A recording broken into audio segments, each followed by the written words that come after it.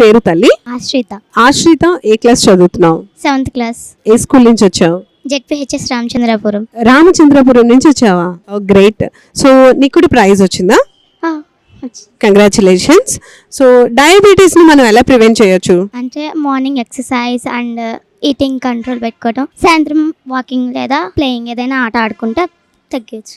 So ఈ రోజు విజయఆర్ hospital వాళ్ళు ఇంత పెద్ద ప్రోగ్రామ్ చేస్తున్నారు అండ్ స్టూడెంట్స్కి ఇలా కాంపిటీషన్స్ కండక్ట్ చేస్తున్నారు కదా, ఎట్లా అనిపిస్తుంది నీకు? బాగా అనిపిస్తుంది. ప్లస్ బ్రహ్మానందం వచ్చిన తర్వాత ఇంకా ఎక్సైట్ అవుతున్నాను. బ్రహ్మానందం సార్ నువ్వు కూడా చూసేసావా? ఓకే. సో స్పీచెస్ అన్ని విన్నావా మరి? విన్నాను, బాగానే చెప్పారు అందరూ. అండ్ ఆ స్పీచెస్ ని నువ్వు ఇంటికి వెళ్ళిన తర్వాత ఫస్ట్ ఎవరితో షేర్ చేసుకుంటావు? మమ్మీ. ఓకే, ఏం చెప్తావు? మమ్మీ అక్కడ బ్రహ్మానందం గారు వచ్చారు, కొంచెం స్పీచ్ ఇచ్చారు, చాలా బాగా చెప్పారు అని. ఓకే.